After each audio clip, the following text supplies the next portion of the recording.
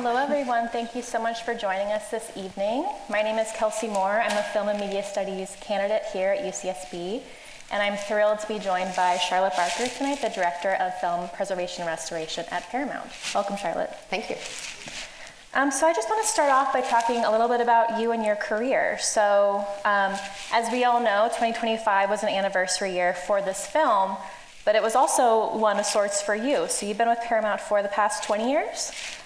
So could you just tell us a bit about how you first discovered film restoration as a career path? And I'm just curious, what drew you to pursue this side of the film industry? Well, the funny thing is, I found out about film restoration through a VHS tape. So I got a copy of Vertigo on VHS whenever I was a lot younger, and there was a documentary at the end about the restoration of it. And I watched it, and I was just so transfixed with it. I thought it was such a cool thing that somebody could do that as a job. And it really stuck with me. It planted a seed. And I always thought, this could be something I could do. Mm-hmm. So whenever I got on the lot at Paramount, my goals were either to be an editor or to work in film restoration. Well, all the editing jobs are all union, so I thought, well, that's out. Let me see who runs film restoration. It was one guy. So I finally got up the nerve to email him and set up a meeting. And I went into the meeting just to ask him, how do I get into this? And I was shaking when I met him, I'm not joking. And he gave me advice, and he said, get into film mastering. You'll learn all the skills you need to learn. I did, and I can't believe that it's been 20 years, and I'm now the steward for working on restorations like this one, and it all ties back to getting a VHS tape when I was a teenager. So I just want to really enforce, especially to our students, that this is why physical media matters. I still have the VHS tape too. See, I do. I've kept it with me. It could be life-changing. So you've described restoration itself as a process of adaptation as opposed to change. And I'm just wondering if you could expand upon this, kind of walk us through, especially those of us who are unaware, what exactly goes into restoring a film? So it's more adaptation rather than change, because you don't want to change anything. It's about bringing out the fidelity of the film. So you're adapting it because you're taking something that's analog and making it digital. So you don't want to put your taste into the film whenever you're working on it. What you want to do is you want to erase the effects of time. Right, so that's really your goal. And every decision you make, you want to make that based on either documentation or some kind of research that you've done. So that's really your goal when you're working on something like that. So yeah, it's not about changing something, it's about adapting it for the current media is more. Okay. That, yeah. Interesting. So speaking of that, one of the most striking examples of this kind of notion of adaptation, to my mind, is the restoration of screenwriting credits on some of the films written by individuals on the Hollywood blacklist. I'm just wondering if you can kind of walk us through this example. Yeah, so something like a Roman Holiday, where Dalton Trumbo wrote Roman Holiday, and he was on the blacklist at the time, and he didn't get credit for it. So he had a front, I think this was Ian McKellen Hunter, something like that. He submitted the script for him, and Dalton Trumbo didn't get credit. So for a film like that, if the WGA decides that they're going to acknowledge that Dalton Trumbo now gets credit for it, we will then update our digital restoration, and we will update that and change the credit on our restoration to reflect what the WGA has done. And I really kind of grappled with this at first because I didn't want to use our restoration as sort of a, revision. I didn't want to rewrite history. But the more I thought about it, the more I realized that what we were really doing is restoring history. We were restoring the truth, basically. And for a film like that won the Academy Award for Best Writing, if you can imagine Dalton Trumbo sitting there and seeing his film that he wrote not getting credit for something, if you ever think of something that you work on that you don't get credit for and then seeing it get an award, what it would mean for you to finally get that credit, in this case, it happened posthumously. His widow finally saw him get credit, like what that actually meant to her. I'm just happy to be a part of that and to restore those credits and really restore the truth. Mm-hmm. And so when you're restoring those credits digitally, is there something that sort of signals that that's happened? Is that part of the restoration too? Do you add sort of like a note, within the film itself, or is that just sort of added? We haven't added any kind of card at the beginning, which I think would be a really good idea. Paramount's been kind of, we just haven't done that. But we usually put out some kind of press release that says what we've done. I mean, with Roman Holiday, they've revised the credits twice on that, I think. So we did a little thing that we showed, the evolution of the credits on that. But yeah, there's no card or anything that says what was done. That's very cool. So you can in some way still track those changes, be it through press or through your Paramount's own archives. Yeah, we keep track of all that stuff. Okay, very cool. So speaking of Paramount, as the second oldest film studio in the US, Paramount's film archive is extensive to say the least, and some of its recent restoration projects include White Christmas, To Catch a Thief, and The Godfather, which received the inaugural Hollywood Professional Association Award for Best Restoration in 2023. So I'm just wondering how a studio like Paramount decides which films to restore and when, if there are any specific processes or like conversations that you all are having as a team to kind of decide how this list gets formed, let's say. So every year we have a specific budget that we're given to do restorations, and then within that we have buckets. So part of the bucket will be films that are in great need of saving, so something that the condition of the film is really at risk. So we'll have a certain number of films that we'll put within that bucket, and then there's other films that are maybe culturally significant. So many of those films we'll put in that bucket. And then maybe there's films that are an anniversary that we put in that bucket. And really the best restorations are when the whole studio or multiple departments work together. So they say there's an anniversary, we all want to take advantage of this and celebrate this film, so we'll restore it, and then they'll release it or something like that. I mean, the question that everybody really wants to know is, are there films that I put on there because I just want to work on them? And the answer is absolutely. The first year that I was running the department, there was an audio engineer that said in a session once, I'm working on a lot of Burt Lancaster films. And the project manager looked at me and laughed because she knew exactly why we were working on so many Burt Lancaster films, because I felt Burt Lancaster was culturally significant and that we should. But there's buckets that we work on, and you try to fill those, every year. And when you say that a film is at risk, can you explain a little bit about what that means for that kind of media? Sure. So either we'll pull the film and we'll actually physically inspect it. So we'll look at the condition, or we have these little, they're called AD strips. So we'll put that in the can if the film is acetate, and it will test the gases coming off the film, and it'll change color, and then it'll tell you the condition of the film. So then that'll give you a rating, a number that we'll then put in our little spreadsheet, and we'll see what condition, what films are more at risk, and we'll use that. The ones that are, gassing more, those are deteriorating more, so then we'll prioritize those higher than maybe ones that aren't.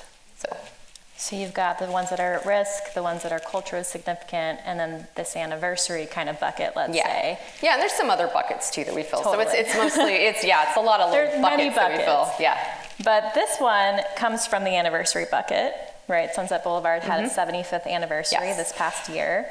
It also has its own unique history when it comes to restoration, which is particularly noteworthy, I think, given the film and Norma's own commentary on sort of time and technological change. Could you walk us through the film's previous restorations, the first two? Sure. So this film has actually had 3 digital restorations now. The first one was 2002, then one in 2012, and then now this one in 2025. So the first one in 2002, the digital restoration, it was done by Lowry. So the Lowry process, it was done for DVD. They used, I think, 300 computers to clean up frame by frame. It made it very smooth. It took away a lot of the grain, but it looked great for DVD.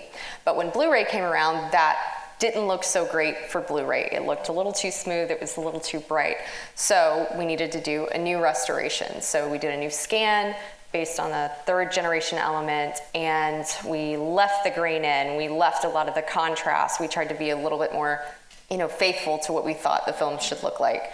But there were also issues that couldn't be fixed then. So there was jitter, there were some missing frames. There were about 14 missing frames in the film. So they actually went down to a lower generation element, a 4th generation element for certain scenes because they didn't want to have a jump cut in the film. So cut to now, we can now fix some of that stuff. So we could fix the jitter, we could fix the film frames. We actually did a digital frame for some of the missing frames. So that's the kind of stuff that we fixed for this new restoration. And we also did a lot of work to the audio. So each restoration sort of builds on the last one. We look at what couldn't we do then that we can do now, and then that's how we sort of approach it. Very cool. So when you're talking about jitter, you're talking about when you can see the film kind of moves moving back and forth. Up and down, yeah. So in general, especially given that this is the film's 3rd digital restoration, but in general, research is a significant part of the restoration process, from my understanding. So given that this is the 3rd one, what was the research process like here? And I'm just curious if you and your team found any new materials, if any, that kind of helped with this specific iteration of things. Well, this one, we were lucky because in 2012, they did a ton of research. There was actually a 100-page document that was about the history, about the elements. Yeah, there's not usually a 100-page document on this, but they were really, really detailed with the last restoration. So for research, we really already had a very good base. And with the last one, they had discovered a song, the Paramount Don't Want Me Blues. They discovered the morgue scene, some footage that was hidden and not previously known. So they discovered a whole bunch of stuff in 2012. We didn't discover anything like that for this one. So, sometimes you just discover that the filmmakers really knew what they were doing, and, you just try to figure out how can we use the technology to really highlight that. And that's really what we tried to do on this one. John Seitz's photography is very, very dynamic. And we knew with Dolby Vision, we could really show that off. And so that's really what we tried to do. And just out of curiosity, what is this morgue scene that you uncovered, or the last iteration uncovered? So that was originally the film had a different opening. It started in a morgue where Joe Gillis is taken in, and there's a bunch of corpses, and they all talk to each other, but everybody laughed, like you're doing now, because it was awkward. There was even a child that had drowned and was talking, and it was very weird. So they cut it. But some of the footage still survives as sort of stock footage of, just corpses getting wheeled into a morgue. So that was discovered in the stock footage department. That's fascinating, because that would have been a whole different film, I think, given that sort of more spectacular, hilarious, maybe, beginning, for lack of a better word. So much of Sunset Boulevard's noir atmosphere and Norma's dream world derives from Seitz's masterful lighting and the decision to shoot this film in black and white. I'm curious if any of these visual elements posed any particular challenges when it came to restoring this image in 4K, and if you could talk a little bit about what the condition of the surviving print was in, and sort of the kinds of elements that you were working with to create this. So for this one, we were working with a 3rd generation element. We don't have the original negative. This is a problem we have with a lot of early 1950s film. We don't have the original negative. They use these for printing prints. So a lot of them just didn't survive. So the problem there, especially with a black and white film, you want the texture, the detail. That's the kind of stuff that that you get with black and white. And when you've got a lower generation element, that's the kind of stuff that you really lose. So that's the stuff that we're sort of fighting against working on this. But one of the kind of interesting things is that, in a way, because you've got a lower generation element and you're not working from an original negative, you're in a way sort of seeing what audiences would have seen in a theater. You're kind of closer to that. So yeah, black and white definitely has its own challenges like that, and especially when you know it's going to 4K, and you know that there's a certain expectation to have everything to be crisp and super clear. But I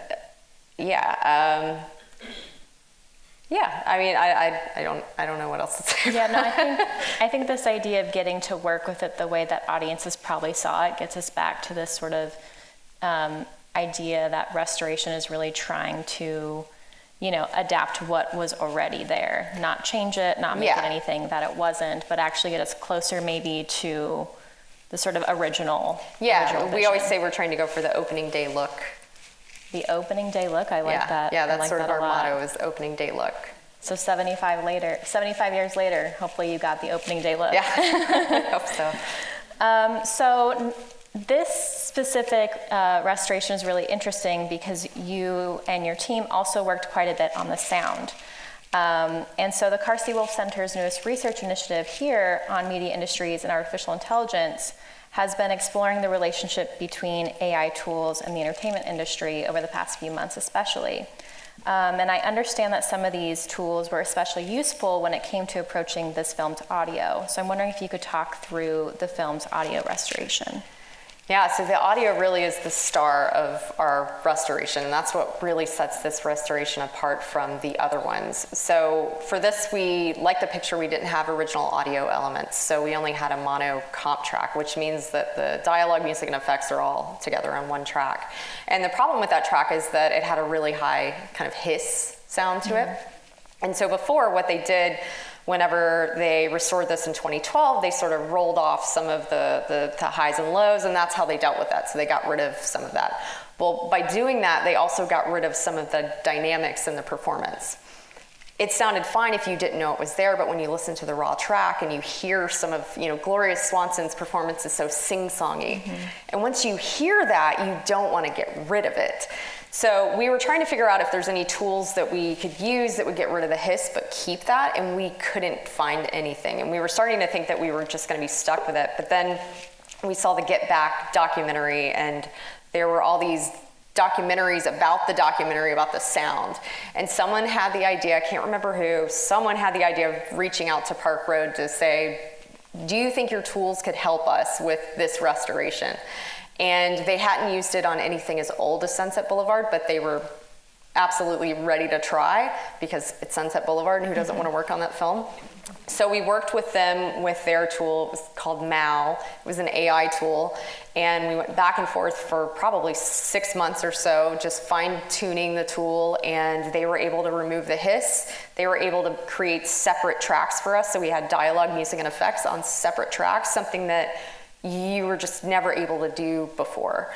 And from that, we were able to create the 5.1, also restore the mono, and it's incredible. It's AI for good. That's what we were saying. And we've been very proud that we use it. And we actually won a technology award last year for the work that we did. So that's amazing. Congratulations. Yeah, thank you. And when it comes to the sound, I'm just curious if there's a favorite moment of yours that really stands out and exemplifies what you all were able to do. Oh man, there's so many good ones. I mean, we tried to really keep it. We didn't really want to show off what we did. I mean, there are a couple show off moments whenever Joe is running from the repo men and they have to do a U-turn. We kind of pan the cars as they do a U-turn. There is that, but a lot of it we just try to keep it minimal because narration in a 5.1 really works well. It just kind of, you want narration to kind of be up like that. But in the last scene when Norma's walking down the staircase, the music swells around you, or when they're dancing at the New Year's Eve party, we were able to have the dialogue be in the center here and the music kind of be around it. So it was more like you were experiencing the room like the characters were experiencing. You could hear the dialogue and then have the music around you. So those are some of my favorite moments that we were able to create. But hopefully the idea is that you don't really notice it, that you just notice it sounds good. Definitely. It definitely sounds good. So this 75th anniversary edition was both a home market release, but it was also screened across the US. It premiered at Cannes last year and has since played on thousands of screens nationwide. And in fact, Charlotte was introducing another screening of this last night in LA. So I'm just curious if you could talk a little bit about how this sort of contemporary reception and tour has been in a way. And in your view, how is it going? And are people really interested in the screening? Are they interested in the sort of owning this like physical media for disc?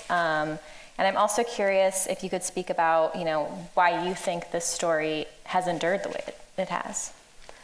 Well, I think it endures because it's not, you can relate to this film. You don't have to be interested in Hollywood to relate to this story. It's about ambition. It's about, the fear of being forgotten. It's about, your identity. Who are you? Everybody in this film is using everybody. So I think there's all these themes that anybody can relate to in this film, and I think that's one of the reasons why it endures. And it's interesting, we had an influencer screening on the lot a couple months ago, so all really, Wow. A younger crowd, and they were loving it. I mean, they were referring to Norma as I probably shouldn't say this. It'd probably be inappropriate what they were calling her, a boss bitch. Yeah. They loved her, but it's been really fun seeing that, and yeah, it's a film it's timeless, and again, you don't have to be interested in Hollywood to love it, and yeah, I forget what the rest of your question was. I'm just curious, because that's answer enough, but I'm also curious to know how this kind of reception has been. I think there's been a lot of conversation, especially here at the Carsey-Wolf Center, about sort of film exhibition and getting people back into the theater. And so I think I'm just curious to know what you think, as someone who's working on restoration itself, how these kind of, let's call them like special event screenings go. Because I know this played for 2 days during its anniversary month, or Fathom Events released it over a 2-day period. If you have found that people are really enjoying going to the theaters to see this, or if they're kind of excited to just experience this kind of release at home, or if you've noticed a difference at all. No, every time I've gone to a theater, it seems like it's packed. Mm-hmm. And I love asking the question, how many people have never seen the film before, which is fun. Just and it's shocking how many people have never seen it, and it's exciting how many people are there to see it. So I love that people are seeing it in the theater, just because there's nothing like seeing something with a crowd. People laugh, even if you've seen it before. People laugh at different things. Mm-hmm. People are cry at different things in the movie theaters. So that's been really exciting. And I think it's a movie that plays really well on the big screen, especially with the 5.1. Definitely. Yeah. And we'll ask that question once the lights go up. So speaking of exhibition, you're also a historian on VistaVision, which is currently enjoying its own kind of comeback through recent releases like Begonia and One Battle After Another, which just hit the Oscar shortlist this morning. I'm wondering if you could tell us a bit about how you first stumbled upon VistaVision and about your upcoming work on this particular topic. Well, I think I was a fan of VistaVision before I even really knew what VistaVision was. To Catch a Thief was one of my favorite films growing up. I wanted to be Grace Kelly driving a stick shift in heels.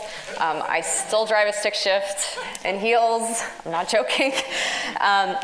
So, and I always knew it looked good probably before I knew why it looked good. But one of the things, whenever I first got into the mastering team at Paramount, I would ask, why aren't we prioritizing the VistaVision films? And the answer that I kept getting was that they were expensive. And that made sense. They're big. If you don't know what VistaVision is, it's a big format, kind of like IMAX. IMAX copied VistaVision in a way. But they are expensive to work on. So they're expensive to scan, expensive to to color. Everything's a little bit pricier. But the other answer that I would get is that the films weren't that good. And that always drove me crazy because first of all, if you're restoring something, your personal preference should not be part of your decision to restore something. But it drove me crazy because, it's Paramount's format, and I always felt like we should be prioritizing these. So whenever I took over the restoration department, only 3 of the VistaVision films had been restored from the original negative, and we own 62 of them. Wow. So today we have restored 43 of them. Wow. Because I made that my initiative. I announced it. So, we've got some of them left, but Yeah, so I've been obsessed with it. And then as far as the book that you alluded to, I'm writing a book on the history of VistaVision, and it was sort of the same thing because there's no book out there that's about the history. And anytime you see it mentioned in maybe a history about Paramount, they'll mention VistaVision and it might be wrong. It'll say it's a 70mm format, and that's incorrect. Or if there's a book on widescreen, it doesn't even get its own chapter. CinemaScope gets a chapter, where's the VistaVision chapter? So I complained about that a lot, and my colleagues said, you just need to write this book. If you want it done right, just write it yourself. So 2.5 years ago, I started doing that, and still writing it because I have a full-time job, and it takes a long time to research and write a book. So. Have you found that, because this is your first book, have you found that sort of this research background you've gained from working in the archive like this, has that helped you, or how has that kind of helped guide you through this experience? Or does it feel completely separate from like working on film versus working on a book? Well, it's definitely related. I mean, it blurs the lines of working and not working. I don't really know where that line is anymore, to be honest. So, and everything that I'm doing kind of comes into play, and it's been really helpful because now I know a lot of little things about the Perspecta audio, which is an audio format that they use with VistaVision, and I've learned a lot about that. And now little things that we weren't sure about, why did they do this? Well, now I know why they did this because of all these things. So it's actually been really helpful at work, just in general, just finding out little things. So yeah, it's been helpful in ways I didn't expect. Well, we're very excited to see it come to fruition one of these days. I can't wait until it's done, and I can have a life again. So thinking about the archive and sort of how you made your way into it, I'm wondering if you have any kind of thoughts or advice, especially for students in the audience who might be considering the archive as a kind of career. I think that we have a film and media studies program here. We also have an archive, and we've had archival classes in the past.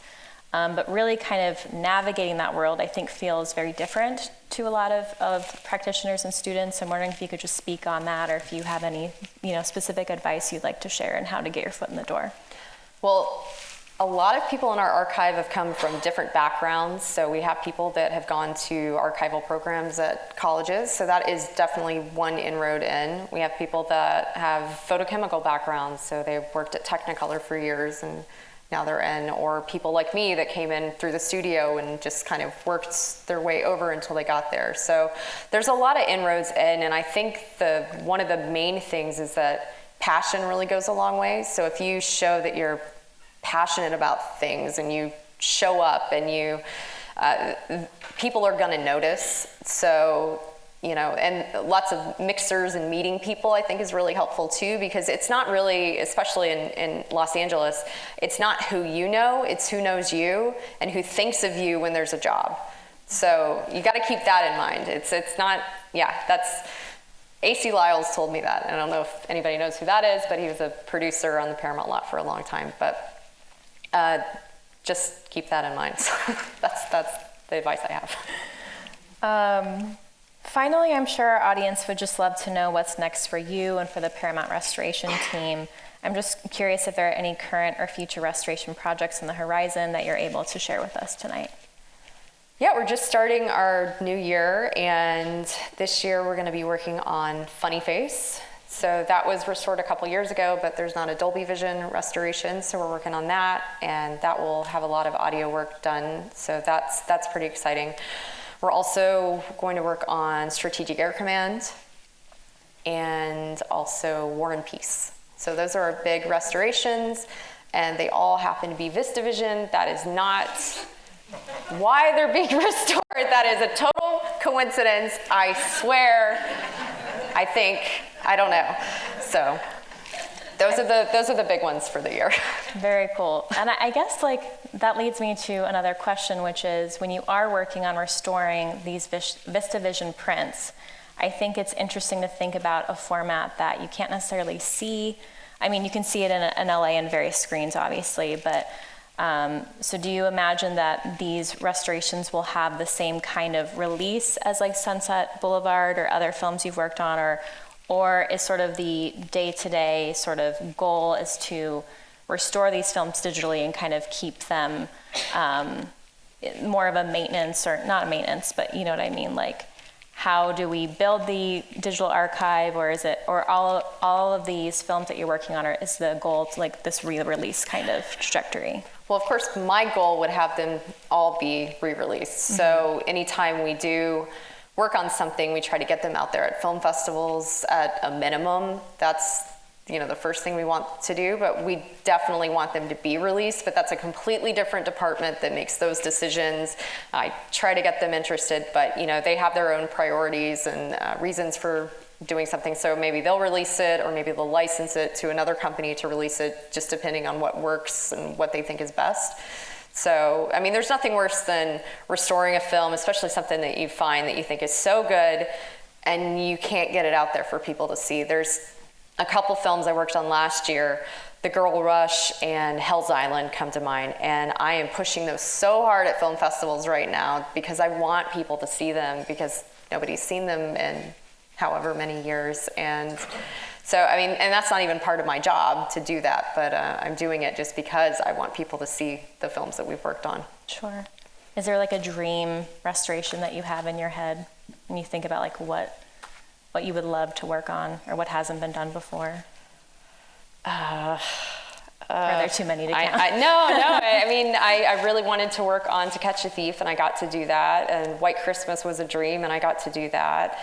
And yeah, so many of them have been done, at least at Paramount. Mm-hmm. I think we were talking backstage about titles at other studios. I'd love to work on The Devils by Ken Russell, but that's not at our studio unless we buy Warner Brothers, and then that will be at our studio. So, so that's one thing I have to look forward to, maybe. Definitely. Well, I think we'll go ahead and turn it over to Miguel and do some audience questions. Thank you for your beautiful work on the film. The photographs of Gloria Swanson were so crisp and so clear. It was amazing. I'd never seen them like that. The wonderful book by David Lubin, the biography of the film, Ready for My Close-Up, we find out there were 10 takes on the last scene, and that Wilder called out, okay, cut and print it on the 10th take. Now, are the other 9 takes over at Paramount available, or they weren't printed? We don't have any of the outtakes or anything like that. I wish that we did. Whether or not the other takes. Right. Yeah. We don't have anything like that. I wish that we did. Whether or not we had it and then they were tossed out just for storage, I couldn't say. We don't have records for things like that. I really wish that we did have it, but we don't. Thank goodness for what we have. Yeah. You mentioned earlier that there was a different beginning for this film, with being in the morgue with the children and other dead people, which is very weird. You've obviously found that. Has that been included in any retrospective or additional materials around this film? You know, sometimes when they release them on a DVD, I don't know, DVD's still popular? I don't know. But they used to have, have the extras. Is that something that you've done or thought about doing, or is there a way to do something like that when you discover something that's a little nugget that might be interesting to film historians? Yeah, I believe it was on the Blu-ray that came out. I'm not sure if it's on the new disc. Actually, they did include the old Blu-ray within the new restoration home video release, so if you buy that, you will have a copy of it. So those are included there. But I mean, those kind of decisions are not my department. I restore the film. I'm not involved in the release of it. I'll tell them everything that we found and hope that they can release it. I mean, they have to clear material, and there's a lot of things involved with them putting extras on disc. So, but it is on the Blu-ray. I'm sorry, I have another question. How long does it take you to restore a film like this? Oh, it's a really good question. For Sunset, we worked on it for close to 2 years, which normally we don't take that long, but it was the audio work on this one, and we worked to try to find better elements. We didn't want to use the same elements that had been used before, so we had a print that we looked at, because prints sometimes were second generation elements in the 50s, so we thought, oh, maybe we have a print that's a second generation and we can use that instead of a third. So we really tried hard to find better elements, and we just didn't. So we ended up using the same ones that were used before. So this one took a really long time, mostly because of the audio work. But usually a restoration takes 8 months to a year to complete. I'm curious about the archival process after a restoration. I assume we saw DCP tonight, is that correct? So do you strike 35 millimeter prints, and do you then archive like an internegative after a restoration? How do you keep all this work in the highest quality preservation mode? It's all digital now, so we're not making any kind of prints or film outs anymore. That used to be done, but it was sort of a cost savings thing that we had to kind of cut that. And it's also there's not many labs that are doing that anymore, so getting in line after Christopher Nolan, you're gonna wait a couple years to get that film out. So yeah, we don't do that anymore. I wish that we were making more 35 millimeter prints, but that's another thing that we haven't been doing. But there's some labs and smaller labs that are starting to pop up that might be able to do them at a cheaper cost. That I'm thinking maybe we'll be able to do that. Then I'd love to do some of the VistaVision stuff, make 70 prints like Universal and Warner's have done, but it's just not something that we've done yet. Thank you for being here. I really am grateful for the opportunity to see this on a big screen, but I was wondering, when you're mastering, obviously you want the highest quality possible, but how much do you consider someone like me that has like a really basic setup at home, where most people would probably be watching it that way? And do you consider, what considerations do you possibly make for streaming as well? Well, when we're working on something, we're in a smaller room, so we have different kinds of monitors that we're looking at. We have a monitor about this big that's for the Dolby, and then we usually have a consumer monitor. And I always make sure we have a consumer monitor in the room so I can see exactly what I think most people would be watching at home. That's something that I absolutely will not do work on a title and not have that, because I want to see that. So that is something that's important to me, whether or not it's a film that's going to be released on a home video format or not. So, it is something that I'm considerate of, so. Thanks. Was there another part to your question? I guess if you're willing to share it, what's your home setup like? It was really great a couple months ago, but I've just moved into a smaller place. I had Atmos at home. I had a sweet system. now it's not so great. So yeah, it's not so great right now. Thanks. I'm in a transitional stage. That was beautiful. And thank you especially for your attention to the soundtrack. So I have two questions. One is, this took extra long because you brought it into the 5.1, which is an adaptation, because you're veering off course from its original intent, which is beautiful because it plays seamlessly for a modern audience in that way. But that special treatment that won't be given to most of these restorations? So I have to tell you, I was completely against doing a 5.1 for this film at first, because I adore this film and I felt there's no need to do a 5.1 for a film from 1950. But I agreed to hear a test. And when I heard the test, I was blown away and convinced that, okay, we can do this tastefully and let's do it. Because especially in a theater like this, you don't really want to play a mono. It's just not going to play well. We've had problems before. 5.1 is just better in a theater. So yeah, I was really against it. But I mean, you heard it. I think it worked, right? So.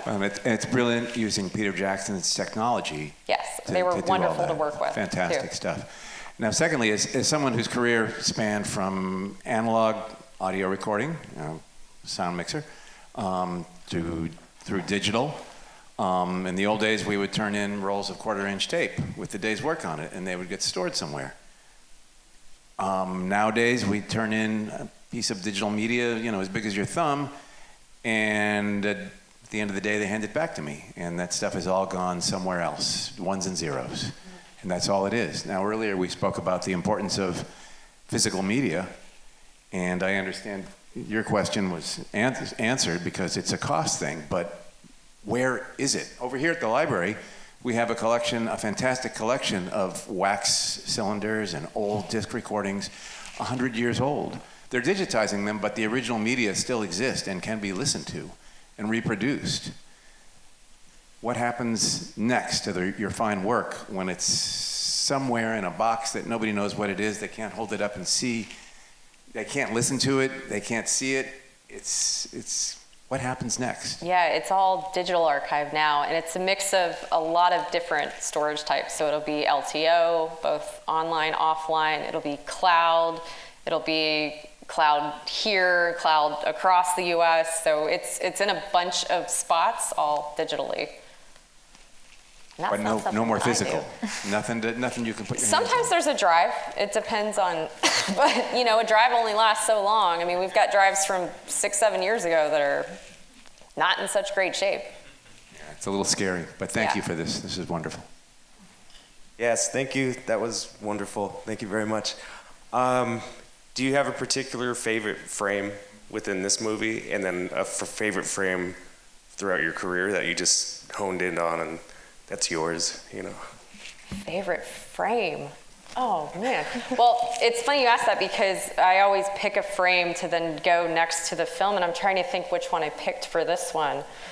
Oh, man. I don't know. I really don't. I don't. They're all pretty good. I know. There's so many good ones. There's just so many good ones. I do like when Norma's wearing her shades. That's pretty fun. But yes, when Norma says, who else? Whenever she says, you'll play Salome, who else? That'd probably be my favorite moment. So I'd pick that frame. And a favorite frame of all time, I don't know. It's like asking me my favorite movie. I can't do that. I can't. No, thank you very much. Yeah. Thank you. Well, before we finish up, we didn't ask the question, are there any first-time viewers here tonight? Welcome. Nice. Very cool. Well, please join me in thanking Charlotte Barker once again for joining us. It was such a treat to have you here.